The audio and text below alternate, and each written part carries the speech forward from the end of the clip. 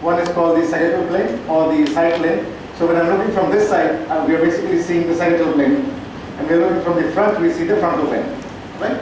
So this is my frontal plane, and this is my sagittal plane. So on the frontal plane, we'll see two legs and the hip joint, and from the side, you'll see the hip joint and one leg, and the other leg is on that side.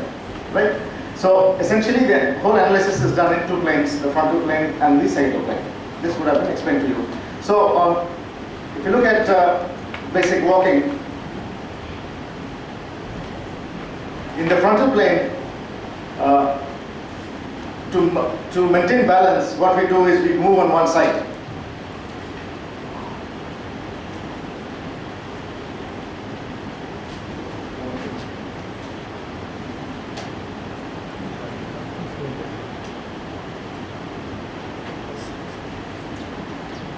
Something is loose.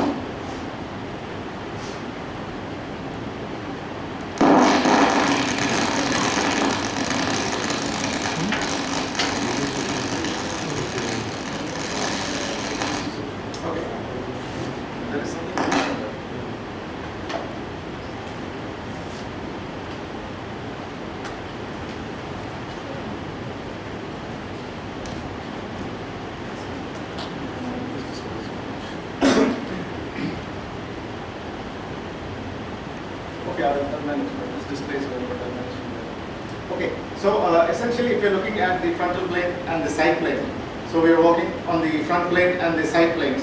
So if you look at a simulation of two-legged system on the side plane,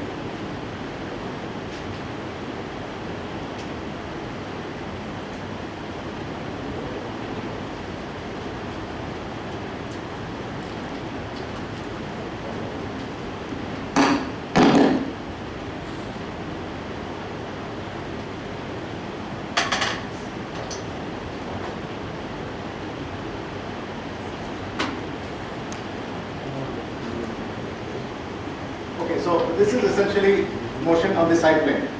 Okay? So when the robot is moving forward on the side plane, the hip moves forward. It is on one leg stance. So if you look at this again, we find that one leg is on the ground. So this leg is on the ground, the rear leg moves forward, and the hip also moves forward. And that small black dot that is there is called the zero moment point. So that is essentially done to maintain balance.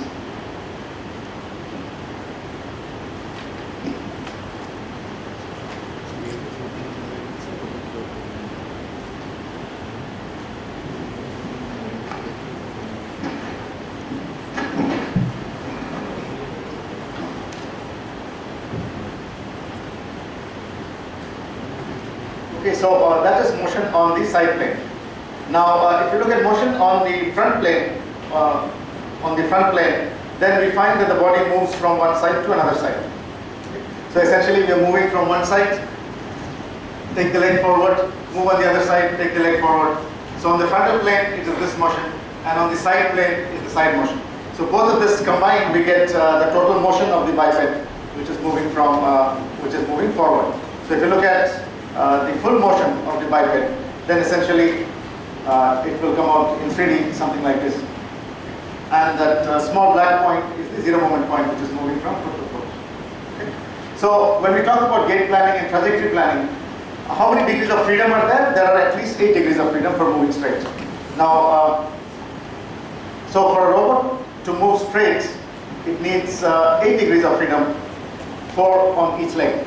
Okay, that's the minimum. Now, let us move forward. So gait planning essentially means that in the forward direction, in the frontal plane, the body moves from side to side, and in the side plane, the rear leg goes forward when one leg is on stance. Now, what are the issues here? Number one is continuity. Now, you would have seen biped robots when they walk in the one I showed you. It's like start, stop, it's not continuous. Whereas human beings, when we walk, our motion is continuous. So the first question that comes up here is continuity of gait. Okay. So it is not that the foot starts from here, stops there, then it switches over. It's a continuous kind of cycle, which means that the continuity of the hip has to be maintained and the continuity of the leg also has to be maintained. Otherwise your gait will be discontinuous. Right? So that's the first issue. The second issue is, can I lower the fan, please? Or can I put it off? The second issue is, if there are 8 degrees of freedom on the system, say for example, this is my biped robot which has 4 degrees of freedom here, 4 here. Because there are 8 degrees of freedom, the solutions will always be redundant, right? So you can take the left, if this is leg on the ground, this leg can go forward in infinite ways. Similarly, the hip also can go forward in infinite ways, infinite trajectories. So which trajectory will you take?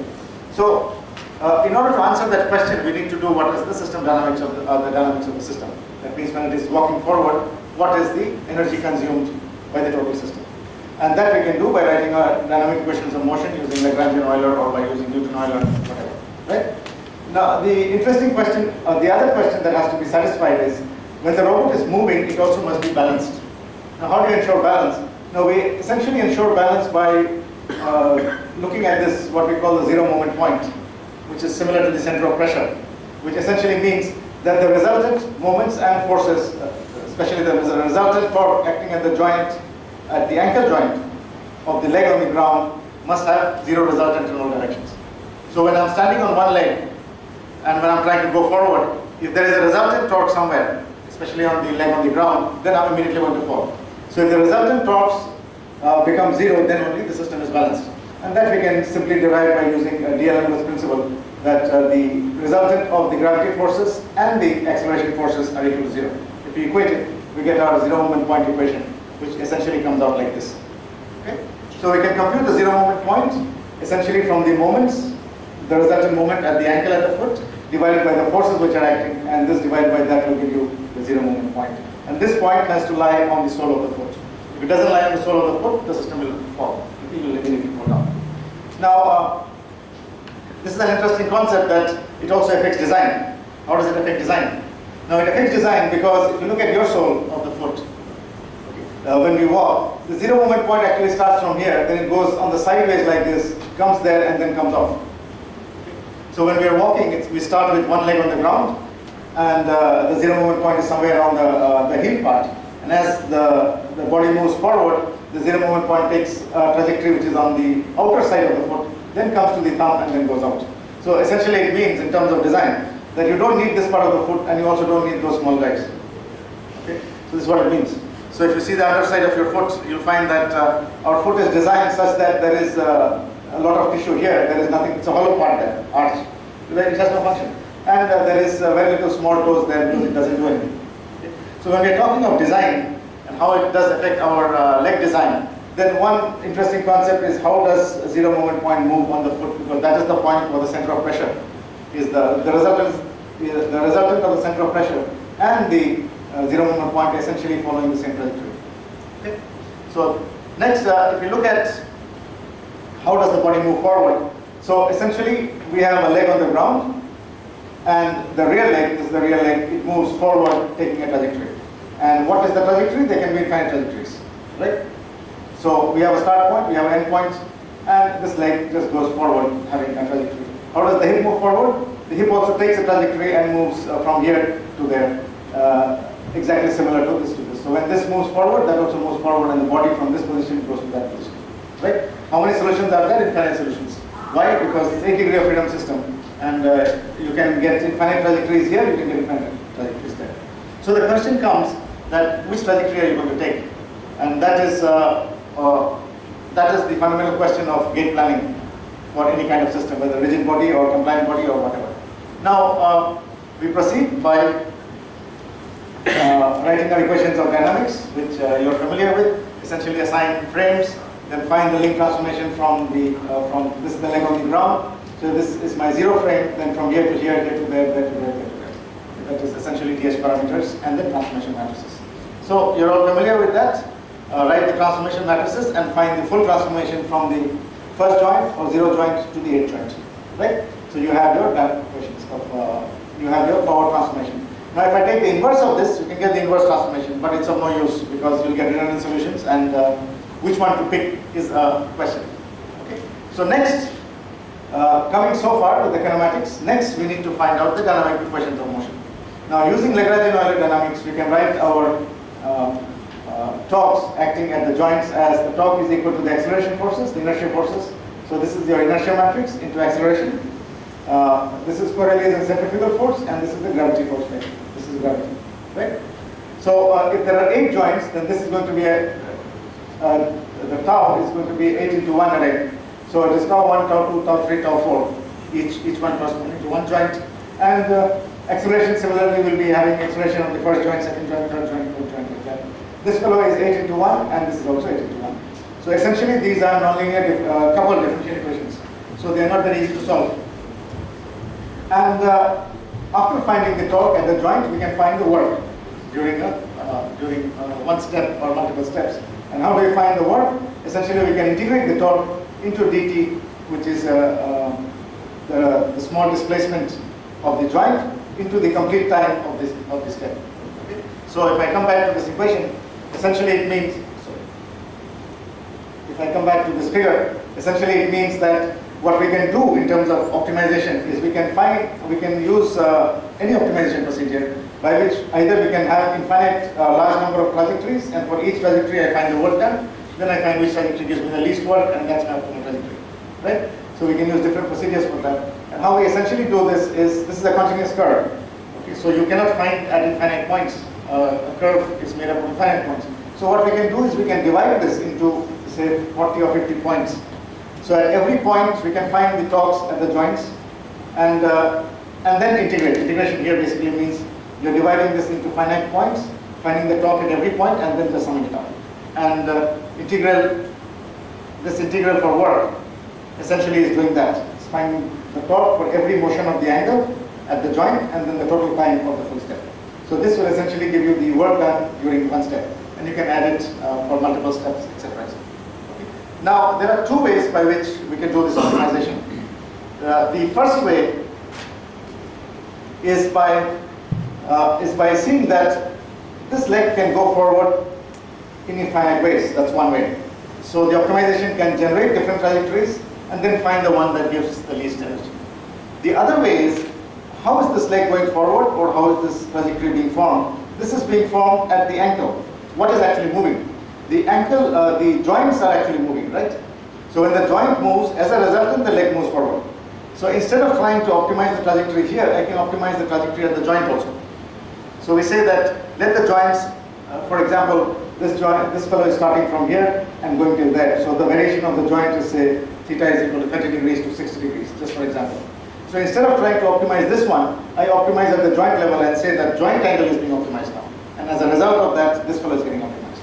So both mean more or less the same thing. Okay? So the other way of optimizing is by optimizing the joint trajectories. So we say that the joint starts from the initial point, all the joints, and ends at a final point for one step. And what we do here, we have done essentially a GA-based optimization. So what GA basically does is fix a polynomial, and we choose start point, end point is fixed. We choose 2 intermediate points, fix a spline, a cubic spline or a 4th order spline or higher order spline. And what GA essentially does, it generates a large number of these splines and fits it onto the joint angles. And for the corresponding those particular joint angles, it finds the corresponding leg trajectory and the energy. Okay? So the way we have solved the problem is that we are trying to optimize the joint motion, find the torques, and then optimize the step. Okay? So we have done this using GA, essentially because GA is useful because the dynamic equations are nonlinear differential equations. So if you try and find a gradient of that and try and do gradient-based optimization, then there's a big problem. Finding gradients of the dynamic equation is not easy. So probably it will lead to failure. Okay? It will be very, very difficult, and we will not get a solution. So GA in that sense is easier and faster. So using this procedure, we can find optimal trajectories for different kind of gates. For example, if you're trying to go over an obstacle. So there is a small obstacle there, and the robot is expected to go over the obstacle. So what would be the optimal gate? So we find that the optimal gate, the shape of the trajectory essentially looks like that. And this is something called an S-curve. So you'll find anybody doing optimization that the final trajectories always tend to look like an S. And it's called an S trajectory. And when we walk, our trajectory is also S-shaped. So the leg just goes up, when we are walking the heel goes up, then it comes down and moves parallel to the ground. So here the rear leg goes up, comes down and moves parallel to the ground. So it's like an S. So this is the case of going over an obstacle. This is the case for climbing stairs. So we can make a combination of climbing stairs, obstacles, and have different kind of terrain. So it can walk on different terrain with an optimal gait, right? But this is again a start-stop kind of a gait. So it's a starting, stopping. So it's not very real. Okay. So this, I forgot to mention, is for rigid system, rigid link system. So the biped here is rigid. Okay. So this is the optimal gait for rigid system. Next, let's move on to biped with soft sole now. So we take a rigid biped and we make the sole of the biped compliant, or we basically put some soft material. Now, where does this idea come from? This idea essentially is not very new, but it has been there for quite some time. And the gentleman called who invented the zero moment point, he also proposed this long time back in 1970s. That if you look at your foot and you look at your shoes, the function of the sole is essentially to deform. And this deformation actually has an effect on your energy. So if you see, again, when we are trying to turn, there is deformation in two directions. And your shoe also will tend to get worn out in a particular direction only. If you notice your shoes, when they get worn out in a particular location. It gets worn out that side and on the sides. It doesn't get worn out on the other side. Okay? So what we did is we took this idea and we said that, okay, now if you make the sole of the biped compliant, then what happens to energy? And basically we made our models. So this is the foot of the biped now. And under the foot, if we have a very small layer of compliant material, then how does the forces and moments act? So essentially we just make simple models where we are taking the total force acting at 2 points, F1 and F2 there. There is a moment here, and then we basically wrote our force balance equations. And then we saw that what happens to the energy if this fellow starts deforming. Now, why would it deform? Because when I'm moving on one side, the torque is acting such that there will be deformation on one side, right? So on the frontal plane. Now on the side plane also, because the zero moment point acts at the sole and then moves forward, this deformation pattern is going to follow your zero moment point because the forces are moving in that direction. So there would be a deformation like this in the side plane and in the front plane when you're walking. So we modeled this and said that if this is my deformation, then what happens to zero moment point? Now we find that this layer here is a passive layer, right? So there is no actuator there which is deforming it. It is deforming by itself. So the energy that is taken for deformation is actually a passive energy, or we are not supplying the energy, right? It's deforming by itself. Now what happens to the deformation is, suppose it was supposed to bend by theta degrees. Because of the deformation, it will bend a little bit more, and this additional amount of theta dash will come inside. So on the front plane, if I'm supposed to move by 10 degrees, because that's compliant now, it will actually move by 12 degrees because of this compliance. So if you think a little bit, what actually is happening, you are getting a free amount of deformation for which you are not doing any work. It's free. Okay? So if we can make this, we can take into account this free deformation that is coming into the dynamic equations and then try and find the energy, then there is a possibility to save energy. Why? Because if I was supposed to move by 10 degrees, I move by 7 degrees. The motor moves only 7. And the remaining 3 degrees is taken care of by this guy, for which the energy we don't give. It's free energy. Right? So if we do this on both the feet, the energy saving is very small, but there is saving. That is something we were able to show. So we built our models and did the analysis of forces and torques. So we used a very simple stiffness model, force is equal to K into X, where K is the stiffness constant.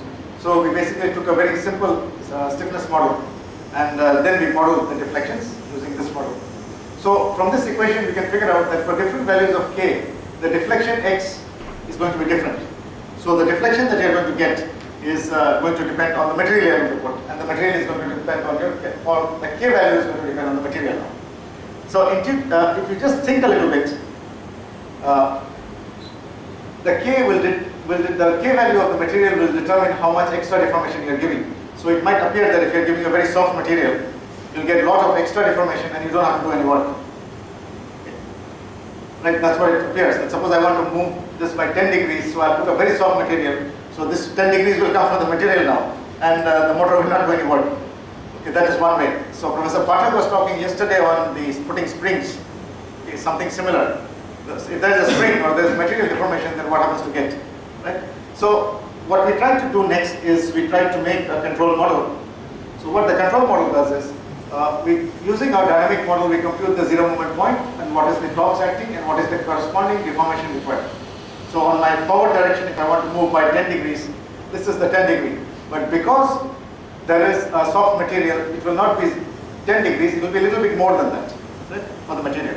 And then we see with that extra deformation, that is the computed value minus the extra, if your ZMP is still satisfied. If it is not, that means that it's not balanced.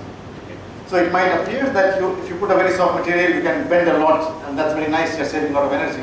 But what can happen is the ZMP can come outside. If it comes outside, you fall. So the next thing that we did is we built a lot of models, and then we tried to put different material with different Young's modulus. You can see different Young's modulus here. 5,000, 6,000, 7, 8, 9 in that order. And then we found what is the value of the starting value of the angle. Now if you find that if the Young's modulus is very low, that means a very soft material, what happens is when we try and control the robot, that means we give it a particular deformation, we give it a particular angle for tilting, it tends to become unstable.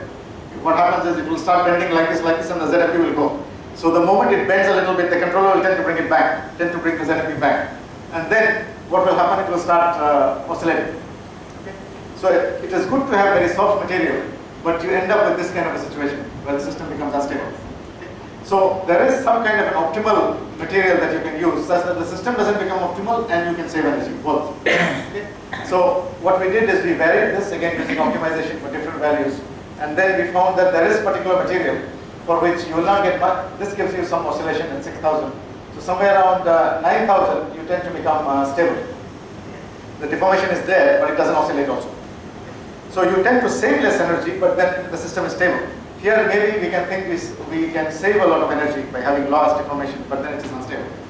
So these are some of the gates, some of the values of. This is the gate basically. So this is the gate of a robot.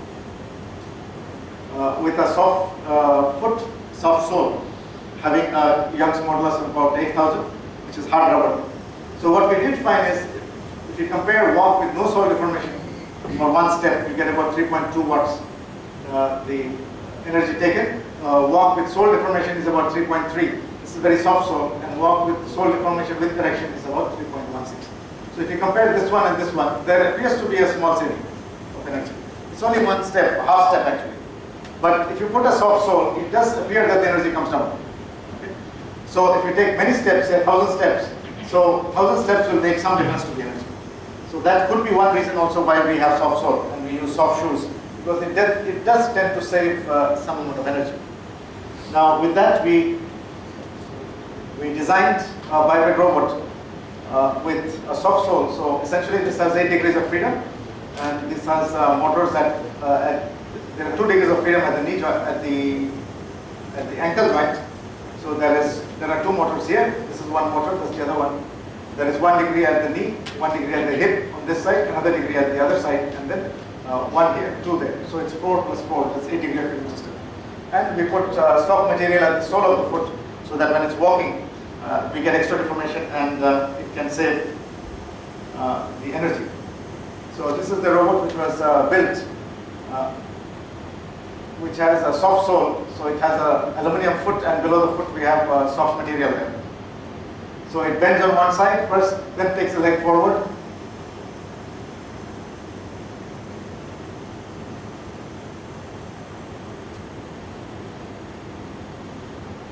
Now when it bends on the other side, you can see a jerk. You could see the jerk coming in. Now that jerk is because of the softness in there. So it is bending a little bit because the controller is bending it, and then what happens is it jerks because that extra thing comes into the picture. But effectively it is saving energy while walking.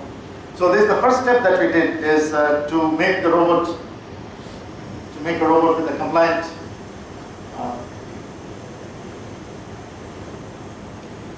okay, the next is, we thought that, okay, the compliant on the sole is fine, we are saving some energy, but what about making the joint compliant now?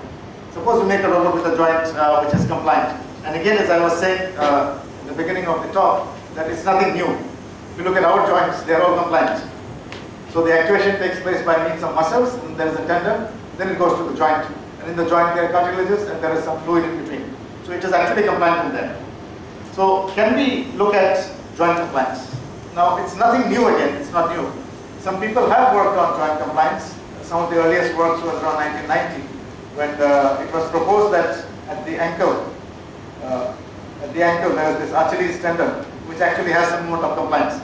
So when we are running and jumping, this tendon here and the ligaments there, they take the shock. Okay. So this was one proposition, not for a biped robot, but it was made for a single-legged robot. This is the jumping one. It has only one leg, you can jump and go. And it works essentially on compliance. This was another one which was built with springs. Now the springs essentially have the compliance. So they can absorb so the compliance of the joint comes from this springs, which are linear springs. So this was another model. Now in our model what we did is, we said that what if we put torsion springs on the joints? So we have an actuator, then we have a shaft of the actuator which is coming out. Now the shaft is not rigid, but it has some amount of torsion possible. So it can take some amount of torque and deformation, and then it comes to the joint. So our model would be, we have a joint, a torsion spring, and then the link. So if we model this using dynamic equations of motion, again Lagrangian Euler dynamics, then essentially this is my rigid system. And because there is a spring now, this additional term comes in of having spring compliance. That because of my spring now, this is the K of the spring constant minus the spring reference angle to the reference angle of the joint. So in between the rigid links and the motor, there is a spring sitting there. Now this has an assumption that the motors are regenerated. Otherwise the system will not work. So this equation essentially needs to make that assumption. So having done that, now K1, K2, K3, K4 are the spring constants at the various joints. We have 8 joints, so they are 8 Ks. Each spring constant having for each joint. Now when we find out the trajectories, this is for, so this is the optimal trajectory. Optimal trajectories are found using GA, just the way I explained it earlier, for different various stiffnesses values for time step of half step of 0.5 seconds. So if we change the stiffness, this K is equal to 0.25, this is 0.5 and 1, we can see that the energy is changing. This is 5.4 and there is 4.3 and this is 5.7 again. Okay. So if we keep changing our spring stiffnesses, what happens is it does affect the total energy during warm. And the interesting part here is that it appears that there is some relation between the spring stiffness and the energy. So it is not that we can put any K and reduce the energy. For some Ks the energy goes up, for some it comes down. So there is some optimal somewhere. So we were trying to find where is the optimal, and so essentially what we did is we looked at various gates, various Ks for different time steps, and then we compared. So if you compare, it's an interesting comparison. It says that this is the time step, the red color, blue color. The red color is 0.5 seconds, blue color is 1 second, and green color is 2 seconds, half step time. And this is my stiffness of the spring, constant stiffness of the springs. Right? So it is 0.5, 1, 1.5, 2, 2.5, and 3. Now if we plot the energy versus the time, the stiffness versus the work done, then we find that there appears to be a trend like this. And this essentially shows that for stiffness values around 0.5, your energy requirement is the least. So this actually tells us that for a biped gate where we have compliant joints, then apparently if your stiffness values are about 0.5, then you get minimum energy of the system, right? So this was again a new result that indicated that if you do have stiffness on the joints, there is some optimal stiffness, and the energy gets minimum there, which is very clear from here. Now there is a problem with this. Can anybody figure out what is the problem? Theoretically it's fine, but it's not very practical.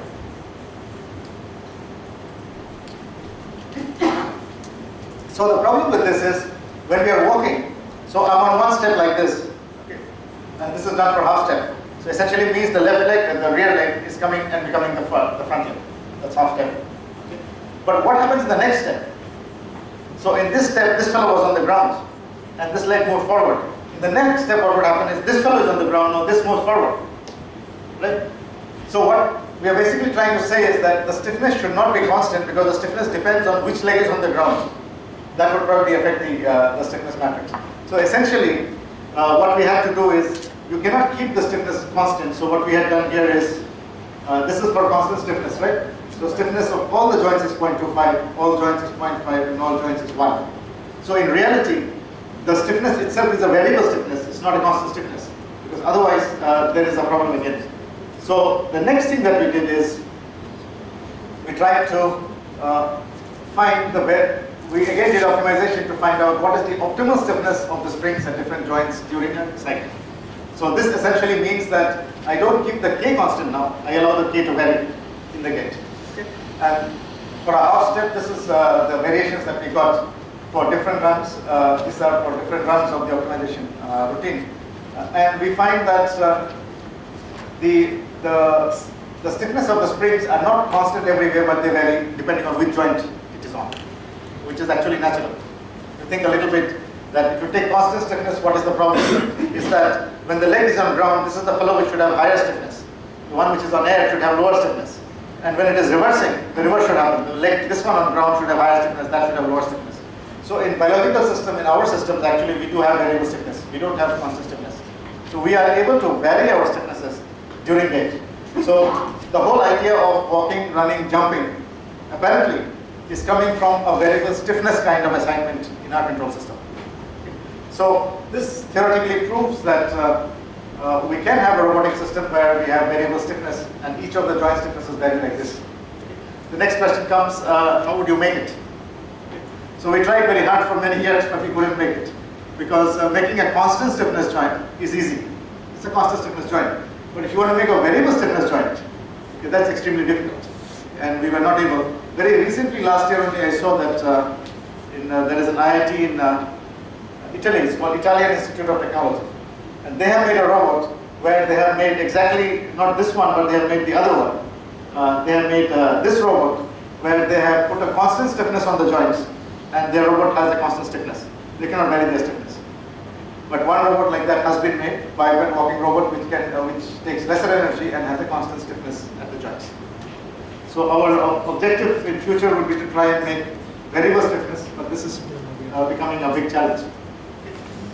Now, if you think a little bit, that in biological systems, we all have we have variable stiffness, whereas in a robotic system, it's very difficult. Why is it difficult? In a robotic system and in human beings, we have variable stiffness of joints. We can vary our stiffness. A robot cannot. Why? So structurally, the actuation is different. We have linear muscles actuating with tendons. Okay, so if you have two linear muscles actuating in two directions, you can change the stiffness. Whereas if you put a robot with a motor at the joint, okay, then it's very difficult to change the stiffness of the system. So actuations are different, biological systems and robotic systems. Okay, so so the next, what we saw is that if you put variable stiffness, you can bring down energy. One robot has also been made. We haven't made it, but I hope we'll be able to make it in a couple of years. A robot with variable stiffness at the joints. But this does prove that putting variable stiffness at the joints actually brings down energy. Then we move forward. So from the sole, we came to the joint. Now what about the link? Suppose I make the link compliant. Then what happens to energy? Okay. So we tended to make a biped robot with compliant joints. So essentially what we did is we took a rigid link biped model. Okay, so this is the rigid link biped model. And one of the links, we made it compliant. Okay. Now, if you make it compliant, two questions arise. The first question is, what will be the shape? What is the material? What is the cross section? Okay. So you can make a compliant link, but it can have different shapes, right? So this brings you to a more complex kind of analysis and problem, because as the robot is walking dynamically, you have to find the dynamic forces which are acting on that joint. Now, because of the dynamic force at that joint, there will be deflection of the link. You have to compute that. And After computing the deflection, you have to make a correction on your gate now, because for a rigid system and a compliant system, the gates are different, right? And computing this in real time is not possible. It's just not possible. Okay?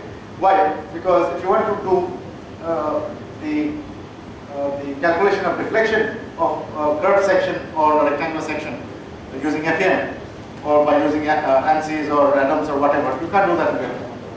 And then the dynamic equations again can be done in real time. So this becomes a very, very complex problem. Okay, let's see how we proceeded. So the first thing that we did is we made this part of the shank part of the biped robot compliant, and we took different cross sections. So one cross section is semicircular. So this is my ankle joint, that's my knee joint, and this is a semicircular cross section. Then we have a cross section like this, cross section like this, and cross section like that. The whole logic of this cross section business is that if you have a straight link, the rigid link, this one is the rigid link, so it's straight. Then we make a small bend there, it becomes like this. Then we make two bends in there, then it becomes like this, then it becomes like that, then it becomes like that. Okay? So essentially we are moving from here like that, and hoping that the optimal is somewhere there. Okay? That's what we're trying to do. Okay, so this is my rigid link, this is my compliant link. So what we have done, we have replaced this rigid part with a compliant C section now.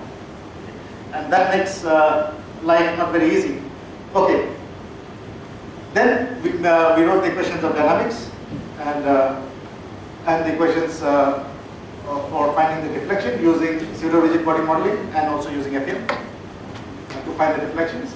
But before I proceed, let me come to this point which I had raised right at the beginning, that so far we have been talking about gate which is not continuous.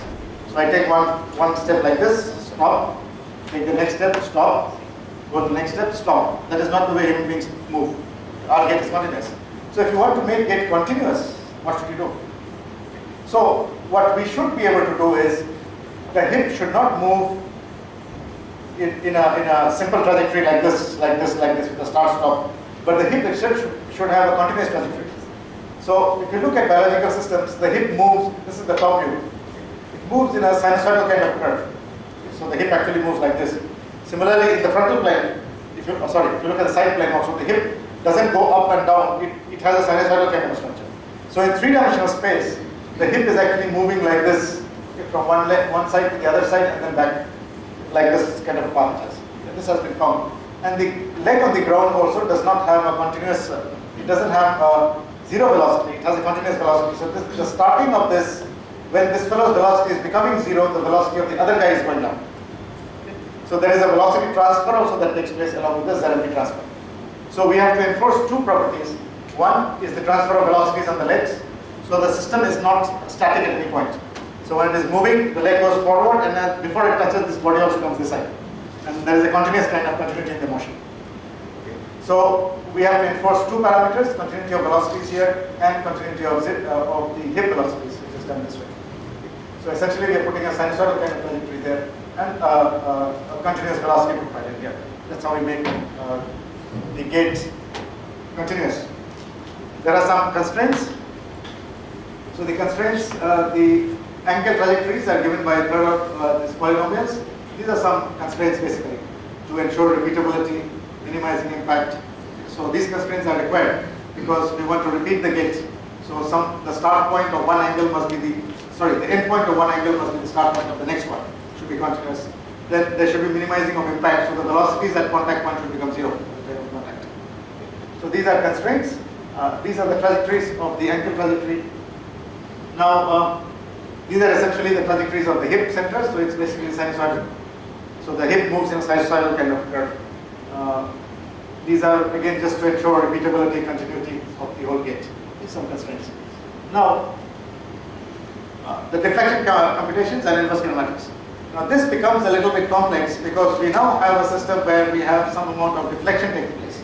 Some compliance deflection is coming. So our inverse kinematics models must be able to take the deflection into picture. So what this means is, if I have my knee joint here, ankle joint there, when the forces and moments are acting at the knee, there will be deflection here, right? We have to compute the deflection and then go backward and correct the gate, right? How do I get the deflection? Two ways. Number one is a pseudo-rigid body model. Pseudo-rigid body model is very simple. We just assume that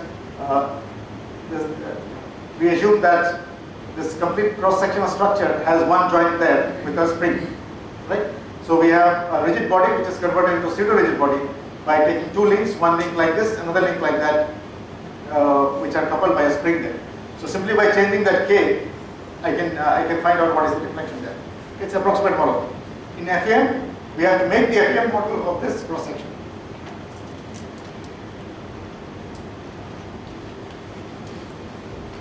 So we did pseudo-rigid body modeling and FEM modeling to find out what is the deflections. Now, how do we compute what is the force acting at the knee? We have to find out dynamic equations which we can get from here. So this is the standard dynamic equation which tells us what is the torques acting at the joints, right? And what is the torque acting at the knee? What is the energy? This is taken by the energy. Now, if you look back here, this is something I had also said right at the beginning, that in this rigid link system, this is an active system.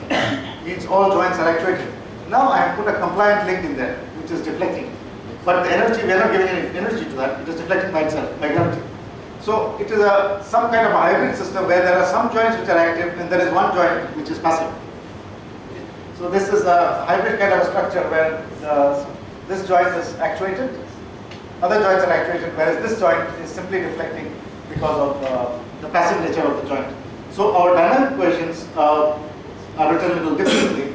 So this is the dynamic equation for a rigid link system. This is the dynamic equation for a rigid and compliant link. So this is for the rigid guys. Sorry, yeah, rigid actuated joints. So these are rigid actuated joints. This is the one for the deflection part, which is not actuated. So this behaves simply like a spring and the torque is 0. So that we have one more equation basically which is taking care of the deflections, the passive deflections, right? So this is the active deflection, this is the passive deflection, energy here is 0. So there is no torque required, so it will equal to 0. And essentially there are two equations. So how do you solve this? Now how to solve this is, because there are two different equations now. From the dynamic equation of the rigid body we can find what is the force acting at the knee, right? Once you find the force acting at the knee, use this equation to find what is the extra deflection which is coming. With that extra deflection, go back to your dynamic equation again and find again the torques. Okay? Then do the inverse kinematics. So there is a two-step procedure which actually does this dynamics of a compliant rigid system. And then the energy is computed this way, similar to the previous case, it's called d theta dt. There is a dt there. So essentially it's the integral means the sum of the torques during the trajectory.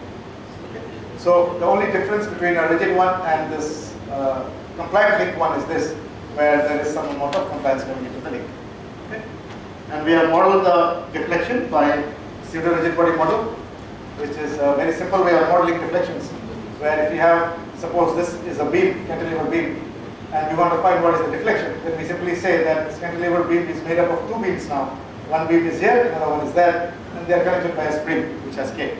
So if I give a particular force in here, this will deflect depending on the K, right? And this can model the deflections that are coming inside. This is easy, but it's not very accurate. So these are just ways of computing the K. So there is a standard theory for calculating K of a pseudo-rigid body model, which is given by this. Where EI by L is the property of the cross-section of the beam, K is the deflection, and gamma is a parameter, normally taken as 0.85. So in such models, this will be 0.85 and this will be 0.15. That is the way it is divided.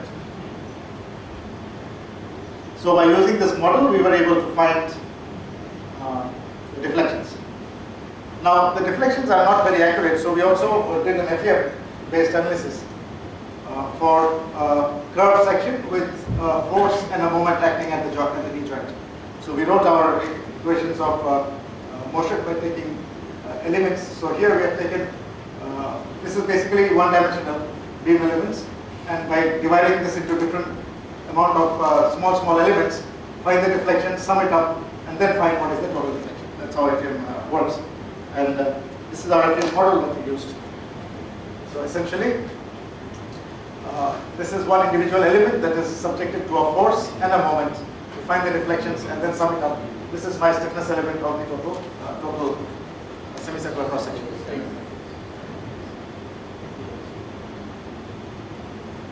And for forces and moments, this is my equation. The element matrix equation by local coordinates on the system is given by this. So this is two forces acting on two sides. This is the force on the other side. So in each element, if you see, there are two forces here. One force here, one force here, one force here, one force here, and there is a moment. Okay? So that is represented here. Two forces, one moment, two forces, one moment. And this is my elemental stiffness matrix. These are the deflections. So from here, we can compute what is the deflections for a particular force and moment at the knee joint.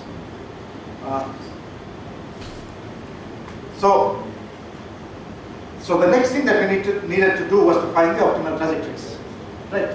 So it's done in a two-step process that I was explaining. First, find the forces, moment acting, find the deflections, go back again, do dynamics, find the trajectories, then compute the work done, and then see which trajectory gives you the minimum energy. So doing that, we did simulations for various parameters. So the step length is 100, 200, and 140 millimeters.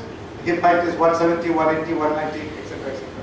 These are our GA parameters, and start angle, end angle, step lengths, hip positions, they're all given in this table. And for a rigid link biped, for a continuous gate, we get a continuous gate like this. This is for a rigid link system. Again, we see that the gate is an S kind of a structure.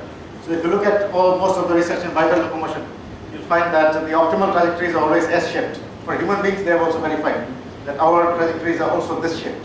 They have an S kind of shape. Now, how does the zero moment point and the